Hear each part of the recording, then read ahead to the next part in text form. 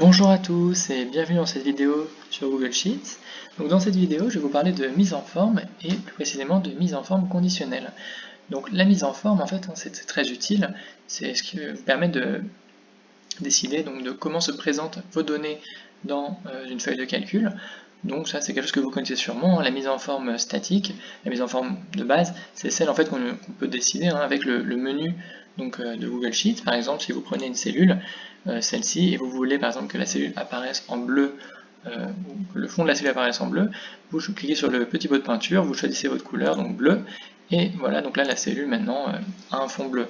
Pareil, si jamais vous voulez mettre celle-ci en rouge, la même chose, un pot de peinture, et puis donc choisissez la couleur que vous voulez.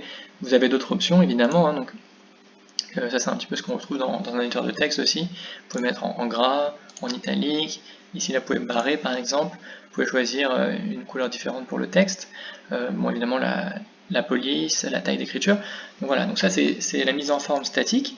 Je pense que bon ça c'est pas trop compliqué, vous connaissez sûrement. Donc voilà, avec pas mal d'options que Google Sheets nous permet de choisir grâce donc à ce menu. En fait, dans cette vidéo, ce que je voudrais vous parler, c'est la mise en forme conditionnelle. Donc c'est en fait à la suite d'une question d'un abonné dans la précédente vidéo qui me posait justement une question sur comment est-ce qu'on peut mettre en forme un tableau de données en fonction en fait des valeurs présentes dans les cellules. Et donc ça, voilà, là c'est vraiment là que c'est intéressant, la mise en forme conditionnelle, c'est justement ce que ça vous permet de faire, c'est de permettre en fait à Google Sheets de décider de quelle est la mise en forme, évidemment en fonction de règles que vous lui donnez, à appliquer aux cellules en fonction de ce que contiennent les cellules. Donc on va voir ça tout de suite. Donc la première chose à faire, c'est d'abord de sélectionner à quelle plage de données s'applique la mise en forme conditionnelle. Donc là, voilà, moi je sélectionne ma colonne A, et puis ensuite je viens cliquer sur Format, et puis donc sur Conditional Formatting, pour justement finir décider donc de règles à appliquer. Alors ça c'est une règle précédente que je vais supprimer. Voilà. Donc de règles à appliquer sur ma colonne. Donc là je vais cliquer sur ajouter une nouvelle règle. Et en fait, on va voir ensemble ce qui se passe. Donc voilà, ici d'abord on voit la range, donc la plage de données à laquelle s'appliquent les règles qu'on va créer. Donc là, on voit que c'est 1 à 1000, donc en fait c'est grosso modo la colonne A. Moi j'ai pas beaucoup de données pour l'instant dans ma colonne A, donc 1 à 1000 ça marche très bien. Et ici, en fait, donc on a les règles de mise en forme. Donc là, la première règle, en fait, celle qui est définie là, de base, un peu par défaut, c'est is not empty. Donc ça, c'est des règles en fait prédéfinies qui sont présentes dans Google Sheets. Donc vous avez toutes les règles ici qui sont prédéfinies, qui existent déjà dans Google Sheets et que vous pouvez utiliser. Donc voilà, is not empty, par exemple, ça vient en fait mettre en forme la plage de données si jamais les cellules ne sont pas vides. Donc c'est quelque chose d'assez simple, vous voyez en fait ce qui se passe, là on comprend plutôt bien. Donc en fait, sur 1 à 1000, si jamais les cellules ne sont pas vides, et ben on vient colorier les cellules dans cette couleur, donc en bleu un peu clair. Voilà, donc c'est ce qu'on voit ici. Donc ça c'est quelque chose de très efficace, qui permet en fait de mettre en forme très rapidement vos données là où ce n'est pas vide. Inversement, vous avez aussi justement est vide. Donc là si on le fait, ça va inverser un petit peu ce qui se passe ici, puisqu'en fait, voilà, donc là, hop, Google Sheets est en train de calculer. Et voilà, c'est bon en fait. Donc là maintenant on voit que toutes les cellules qui contiennent du texte ne sont plus coloriées, et en fait c'est les cellules du coup où il n'y a rien qui reçoivent maintenant la couleur. Et évidemment ici vous pouvez choisir, un peu comme ce qu'on montrait tout à l'heure, vous pouvez choisir quelle est la mise en forme à appliquer. Donc là on prend une autre couleur, et ça va se mettre à jour une fois que la barre aura fini de charger. Donc là c'est toute une liste de règles qui sont prédéfinies dans Google Sheets.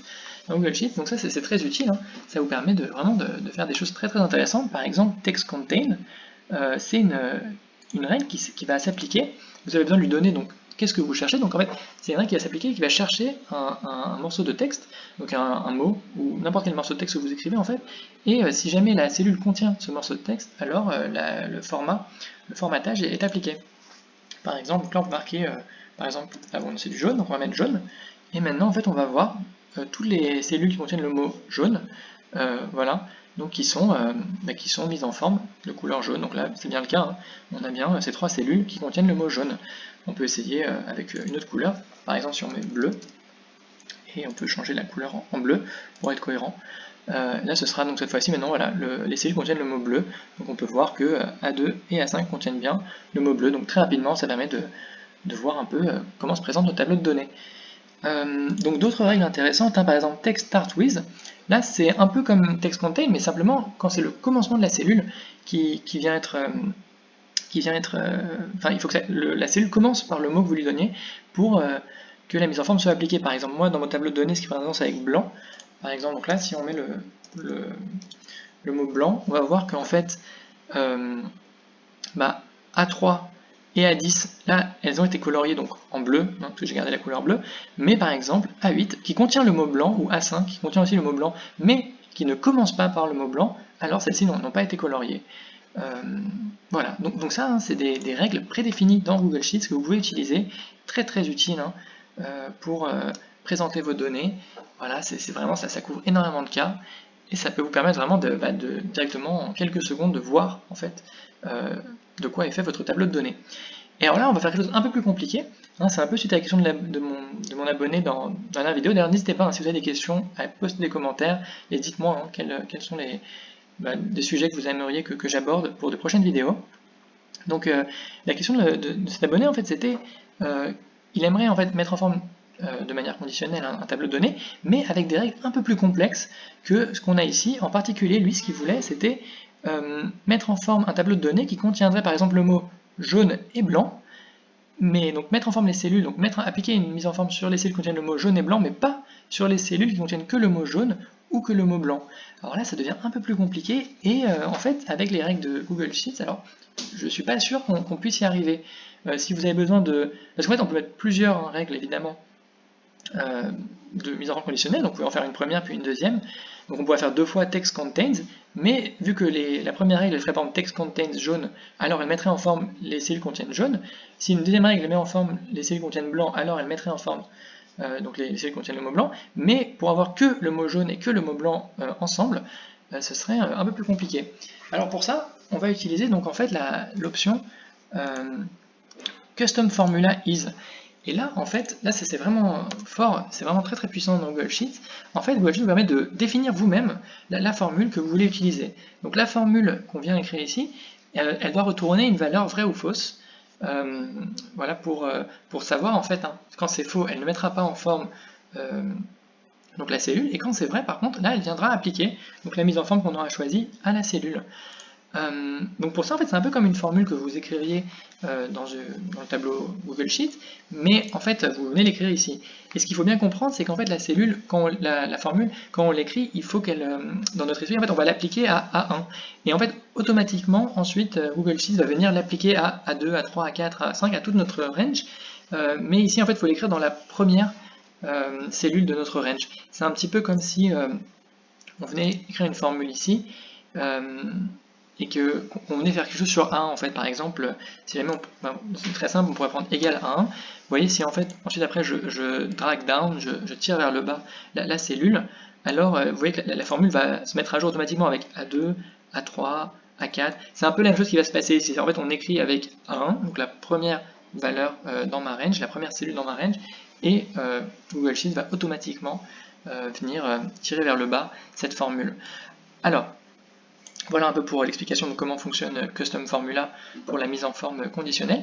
Et maintenant, alors, donc dans notre cas à nous, quelle est la formule que nous voulons écrire? Donc dans notre cas à nous, en fait, ce qu'on va faire, c'est qu'on a besoin d'une formule qui retourne vrai si jamais ça contient, donc on avait dit jaune et blanc. En fait, on va faire ça en deux parties. Donc la première partie, c'est d'abord on va chercher les cellules qui contiennent le mot jaune, et ensuite on va appliquer un AND. Donc cette fois-ci, ce ne sera pas un OU, en fait, un peu comme donc dans le condition formatting de base, ce qui se passe quand on met plusieurs règles, ce sera vraiment, il faudrait qu'on ait les deux formules qui soient vraies pour que la mise en forme conditionnelle s'applique. On va le faire. Donc moi ce que je vais dire, c'est la formule en fait search. Donc search, c'est une formule qui permet de venir chercher. En fait, là vous avez, quand vous tapez une formule, vous avez un peu d'explication. Donc ça vous retourne en fait la position donc d'un string. Un string, c'est un morceau de texte en fait. Hein. Donc du morceau de texte def. En fait, donc c'est search for. Là, en fait, on voit que search for c'est the string to look for within text to search. Donc en fait, on vient chercher donc le mot def dans ABCD, EF, G en fait dans cet exemple-là. Nous, on va pas utiliser de starting at, on va chercher dans toute la cellule. Starting at, en fait, c'est à partir de combien dans la cellule vous voulez chercher. Alors si c'est 1, 2, c'est le premier caractère, deuxième caractère. Nous, en fait, dans text to search, on veut prendre tout le texte, donc on va pas mettre du tout de starting at. Et en fait, donc le premier paramètre ici, ça devrait être par exemple blanc. avec une majuscule, parce que bon, ça dépend de votre tableau de données, hein, évidemment, au carrel. Moi du coup là, blanc commence avec une majuscule, c'est toujours le cas. Et donc text to search, donc, comme je disais, en fait, on va mettre 1 par exemple ici. Et là, voilà, on vient donc valider cette formule. Et là, en fait, on se retrouve avec l'erreur value. En fait, ce qui se passe, c'est que quand search ne trouve pas, d'ailleurs c'est ce qu'on voit dans l'erreur, en fait, il retourne une erreur value. Donc il ne retourne pas de valeur, parce qu'en fait il ne trouve pas de valeur où commence blanc dans 1. Par contre ici, vous voyez, il a trouvé que le premier caractère c'est blanc. Et là, par contre, c'est le 6e caractère, parce que du coup c'est 1, 2, 3, 4, 5, 6. Et on trouve le mot blanc donc dans notre cellule A5. Voilà, donc dans les cas où en fait blanc est présent, on a un chiffre. Et dans les cas où il n'est pas présent, on a une erreur. Donc ça, comme on disait, il faut un true or false. Il faut quelque chose qui soit vrai ou faux pour la mise en forme conditionnelle. Donc en fait, on va venir utiliser encore une autre formule après le search. On va utiliser le is. On pourrait utiliser par exemple, alors je vais plutôt le taper ici pour voir un peu les différents is qu'on a. En fait, on va prendre le is. On a plusieurs choix possibles, hein, parce qu'en fait, on pourrait faire is error par exemple. Donc si jamais c'est une erreur, ce serait vrai, mais ça devient un peu compliqué parce que en fait, nous on veut que ce soit, on veut pas que c'est une erreur, on veut que ce soit un nombre. Donc en fait, il y a le is number qui nous permet de faire exactement ce qu'on veut. Regardez, si on prend ici par exemple avec B1,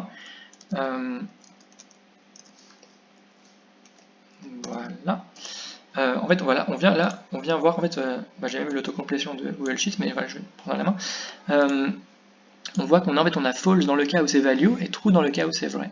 Donc là, plutôt que le mettre dans C, je vais juste le mettre ici, parce que nous à la fin, en fait, c'est ce qu'on veut avoir qu'une seule formule, hein, on peut en avoir plusieurs. Donc is number, voilà, avec le search, pour en fait avoir donc faux ou vrai en fonction de si jamais le mot blanc est présent ou pas dans notre cellule. Donc ça c'est pour le mot blanc. Maintenant on va faire la même chose pour le mot jaune. Et ensuite on va venir en fait mettre les deux ensemble avec un AND.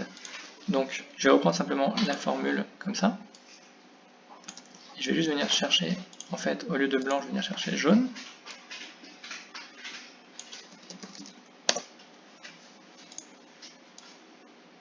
Voilà, donc maintenant on a un peu la même chose sauf que c'est dans les cas où jaune est présent que c'est vrai. Et en fait ce qu'on veut c'est donc avoir ces deux cas là où c'est vrai qui soient en fait un peu retournés dans le custom formula ici. Donc pour ça, en fait le plus simple encore c'est de venir prendre ces deux formules et de venir les lier avec un AND. Donc c'est ce qu'on va faire ici, égal AND, voilà. Donc la première expression logique, ensuite deuxième expression logique, c'est celle qu'on a ici.